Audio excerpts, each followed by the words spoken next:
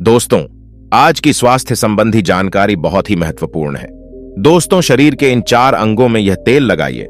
आपका शरीर स्वतः अपने सारे बीमारियों को नष्ट कर देगा, यानी कि वो खुद ठीक कर लेगा। तो वो 4 अंग कौन कौन से हैं और हमें कौन से तेल लगाने हैं, आज हम इसी विषय में चर्चा करने वाले हैं। इसलिए दोस्तों, वीडियो पूरा देखिएगा और इससे पहले आप वीडियो में खो जाए। हमें सपोर्ट करने के लिए वीडियो को लाइक और चैनल को सब्सक्राइब जरूर कर लें। आज के उपदेश को सुनकर आप अपने जीवन को सफल जीवन बना सकते हैं। और दोस्तों, इस जानकारी से पहले चलिए सुनते हैं भगवान महात्मा बुद्ध का एक उपदेश। एक दिन एक राजा भगवान बुद्ध के पास आया। बुद्ध के आश्रम में बहुत भीड़ थी। राजा ने भगवान बुद्ध से अनुरोध किया कि वह एकांत में कुछ बुद्ध से कहना चाहते हैं। तथागत बुद्ध बोले, सर्वत्र एकांत है, यही बोलो। फिर राजा ने कहा कि मैं तथागत संन्यास लेना चाहता हूं। बुद्ध गंभीर हो गए। वे बोले कि तुम्हें संन्यास्त होने के लिए दीक्षा के पहले मेरी एक शर्त का पालन करना होगा।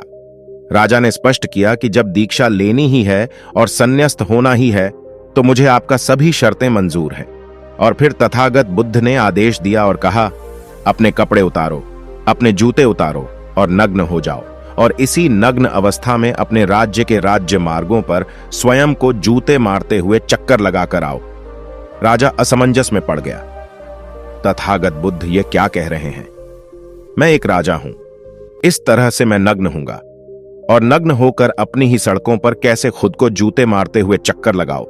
लेकिन फिर भी राजा को संन्यास्त होना था, तो उन्होंने भगवान बुद्ध की शर्तें मान ली और वे वैसा ही करने के लिए निकल पड़ा। राजा ने वैसा ही किया। वह नग्न होकर स्वयं को जूते मारते हुए राज्य की सड़कों पर दौड़ने लगा। और यहां उसके चले जाने पर शिष्य ने बुद्ध से कहा कि भंते, जब हम आपसे दीक्षा लेने आए थे तब आपने तो ऐसी कठोर शर्त नहीं लगाई थी। आप तो स्वयं करुणावतारम है, फिर आपने राजा के साथ ऐसा कठोर व्यवहार क्यों किया? तब भगवान बुद्ध बोले, जब तुम लोग संन्यास लेने आए थे तब तुम्हारे अहंकार बहुत बड़े नहीं थे, इसीलिए तुम लोगों से घर घर भिक्षाटन करवाकर ही काम बन गया। यह तो एक बड़े राजा है, इसका अहंकार भी बहुत बड़ा है, इसलिए जितना बड़ा रोग उतनी बड़ी दवाई। इसलिए महारोग की दवाई भी अधिक शक्तिशाली होती हैं। किसी कारणवश मैंने इनका परीक्षा भी इतना कठिन किया। राजा जब इस दशा में अपनी ही प्रजा के सामने से गुजरेगा तो उसका अहंकार चूर चूर हो चुका होगा। राजा ने शाम तक शर्त पूरी कर ली और बुद्ध के चरणों में आकर गिर गया और फिर बोला, तथागत, अब तो मुझे आप दीक्षा देकर मुझे संन्यास्त करें। भगवान बुद्ध ने राजा के सिर पर मुकुट रखा और कहा कि अब तुम्हें संन्यास लेने की जरूरत ही नहीं है। जाओ और कर्ता भाव छोड़कर साक्षी भाव से राज करो। अब तो तुम राजस्व हो चुके हो, अब तुम राजस्व हो। देखिए दोस्तों, किस तरह से भगवान बुद्ध ने एक राजा को उपदेश दिया और राजा का जीवन धन्य हो गया। दोस्तों, ये छोटे से उपदेश से आपको क्या ज्ञान प्राप्त हुआ, कमेंट में हमें जरूर बताएगा। चलिए, आप जानते हैं स्वास्थ्य से संबंधित बहुत ही महत्वपूर्ण जानकारी। क्या आप जानते हैं कि यह हमारा शरीर किससे बना है? ये सबसे पहले जानना बहुत जरूरी है। और हमारे शरीर में कौन से 3 दोष पाए जाते हैं? हमारा शरीर 5 तत्वों से बना है और हमारा शरीर में 3 दोष ही पाए जाते हैं, वात दोष, पितृदोष और कफ दोष। इसे जानना जरूरी है क्योंकि यह हर एक बीमारी का कारण होता है, क्योंकि हर एक बीमारी का जड़ यही 3 दोष है। इसीलिए जानना जरूरी होता है। तो आपका शरीर का सबसे महत्वपूर्ण दोष ये 3 दोष है, दोष, दोष और कफ दोष। अगर आपके शरीर का वात दोष गड़बड़ हो गया तो 60-70% बीमारी होगी। अगर आपके शरीर का पितृदोष गड़बड़ हो गया तो आपके शरीर में 15-20% बीमारियां होती हैं। और यदि आपके शरीर का कफ दोष गड़बड़ हो गया तो 5-10% बीमारी होती है। अब इस तीनों प्रवृत्ति हमारे शरीर में कब से कब तक रहती है? जब हम जन्म से बाल्य अवस्था में रहते हैं, यानी जब हमारा जन्म होता है और 14 साल की उम्र तक हमारे शरीर में कफ प्रवृत्ति ज्यादा होती है। इस समय कफ ज्यादा बनता है, यह प्रकृति की देन है। कफ इसलिए बनता है क्योंकि हमारा शरीर ग्रो करता है। कफ बनना जरूरी है क्योंकि यह कफ हमारे शरीर के बहुत ही महत्वपूर्ण अंग है। बस हमें यह ध्यान देना है, हम अपने बच्चों को ऐसी कोई चीज नहीं देना है जिससे उनका कफ और बढ़ जाए, क्योंकि बच्चे उस समय कुछ नहीं जानते। पेरेंट्स को जागरूक होना होगा। बस हमें अपने बच्चे को कुछ भी ऐसी चीज नहीं देना है जिससे उसका कफ और बढ़ जाए। कफ बनाने वाली चीजें हमें उन्हें नहीं खिलाना है, नहीं तो क्या होगा?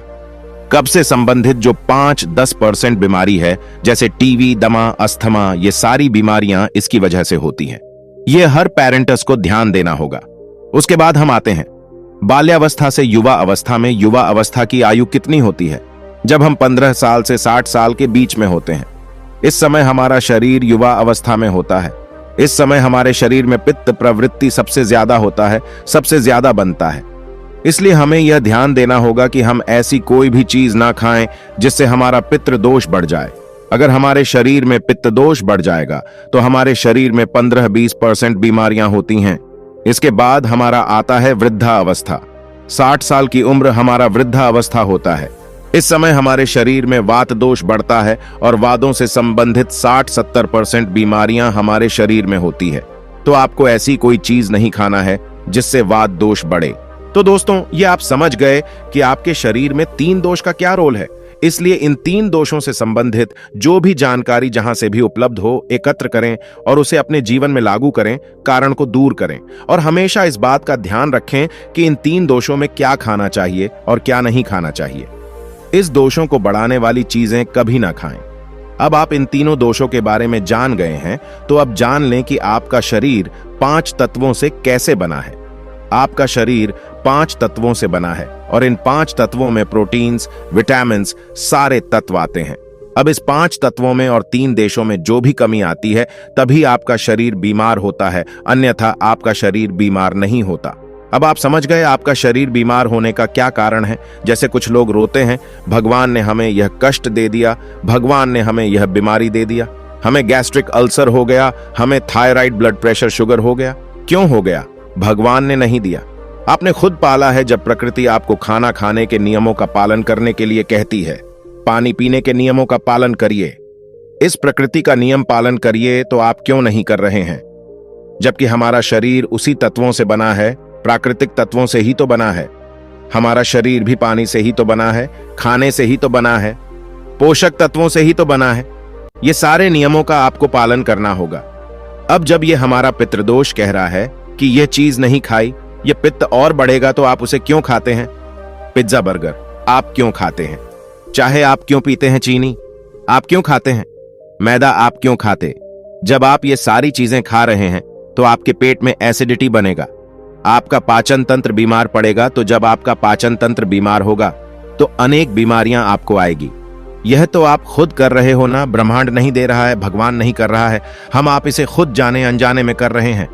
हम अपने मन को, अपनी जीभ को कंट्रोल नहीं कर पा रहे हैं। तो दोस्तों, ये सारी चीजें आप छोड़ दीजिए। अब बात करते हैं कि हमें अपने शरीर पर कौन सा तेल लगाना चाहिए, कहां पर लगाना चाहिए, इस बारे में जानते हैं। आप समझ गए आपके शरीर का निर्माण कैसे होता है। इसे सुरक्षित रखना आपके हाथ में, इसकी सुरक्षा आप खुद कीजिए। शरीर की 4 महत्वपूर्ण अंग है जिससे आपकी शरीर की सारी नसें जुड़ी हुई है। पहला है नाभि, दूसरा है पैर का तलवा, तीसरा है आपकी नाक और चौथा है आपका सर। ये 4 सबसे महत्वपूर्ण अंग है और इन चारों जगह पर आपको तेल लगाना है। बस ये ध्यान देना है कि आपको कब लगाना है और कैसे लगाना है। तो सबसे पहले चलते हैं आपके पैरों के तलवे। जो व्यक्ति रोज सुबह जागकर मॉर्निंग वॉक करता है नंगे पैर जमीन पर या फिर हरी घास पर, तो दोस्तों उसकी आंखों की रोशनी कभी कम नहीं होती। तो इसीलिए आपको पैरों के तलवे में शुद्ध चोरी का तेल लगाना है। इसके अलावा आप शुद्ध सरसों का तेल भी लगा सकते हैं। जब आप रात में सोने जाएं तो उसके पहले गुनगुने पानी से अपना पैर धो लीजिए। पैर धोने के बाद बढ़िया से उसे साफ कर लीजिए। सूख जाए जब आप बिस्तर पर लेट जाए और अपने हाथ से मालिश कर लीजिए। रात में सोते समय ही शुद्ध सरसों का तेल, और जैसे ही आप अपने 5 मिनट दोनों हाथों से मालिश करेंगे, तेल से गर्माहट आएगी, तुरंत ही आपको नींद आना शुरू हो जाएगा। अगर आप नींद का टैबलेट लेते हैं, अगर आप डिप्रेशन में हैं, नींद नहीं आ रहा है, तो ये दूसरे दिन से ही बंद हो जाएगा।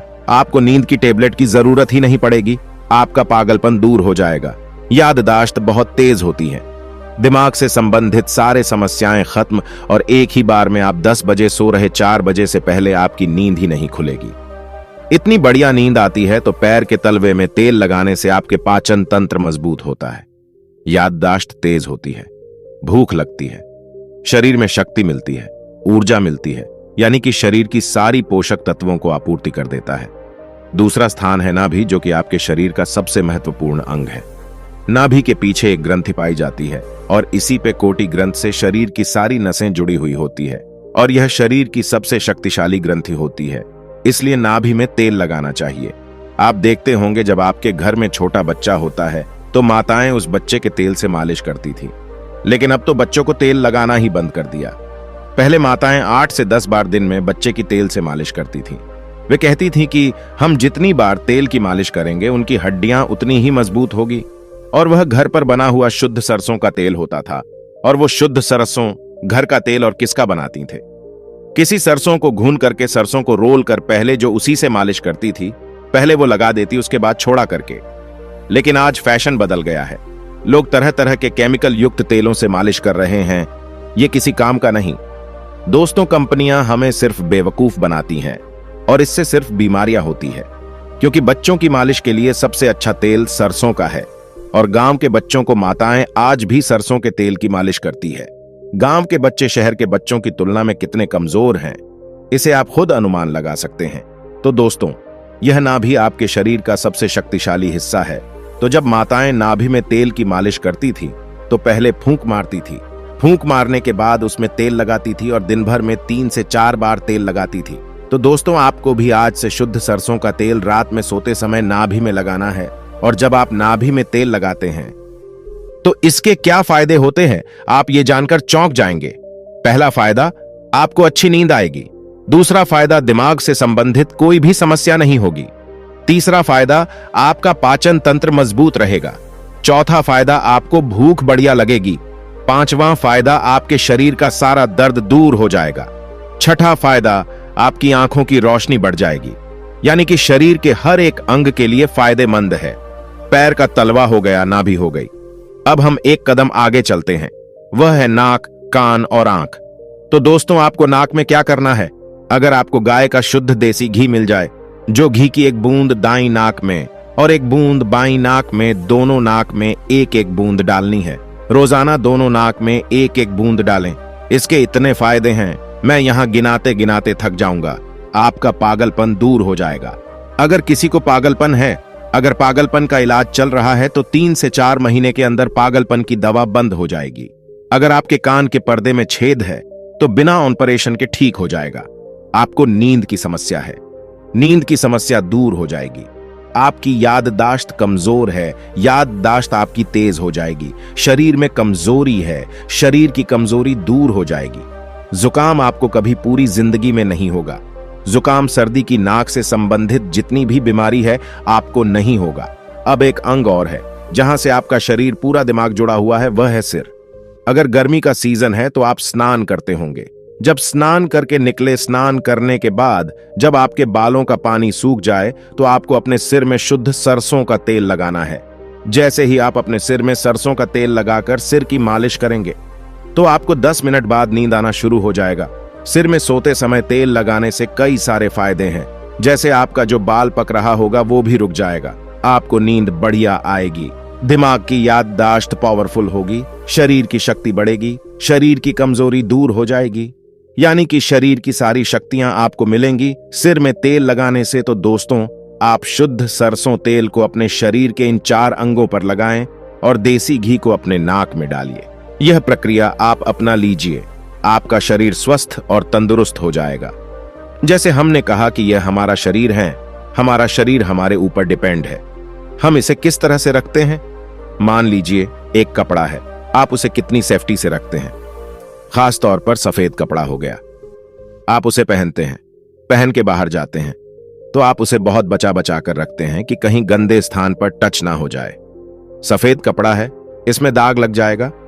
कितना बचा बचा के चलते हैं और फिर आते ही खूंटी में निकालकर आराम से टांग देते हैं, जिससे उसमें दाग नहीं लगता है, और फिर अगले दिन पहनते हैं और उसको ध्यान से प्रेस, आयरन वगैरह करते हैं। तो दोस्तों, ठीक उसी प्रकार इस शरीर की देखभाल आप खुद कीजिए। जितनी आप इस शरीर की देखभाल करेंगे उतना ही आपका शरीर स्वस्थ व निरोग बना रहेगा।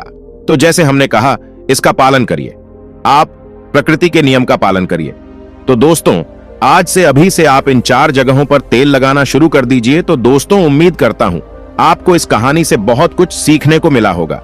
यह कहानी आपको कैसी लगी हमें कमेंट बॉक्स में कमेंट करके जरूर बताएं और इस वीडियो को लाइक भी जरूर करें और साथ ही इस वीडियो को अपने दोस्तों के साथ जरूर शेयर करें ताकि उन्हें भी इस कहानी से कुछ सीखने को मिल सके।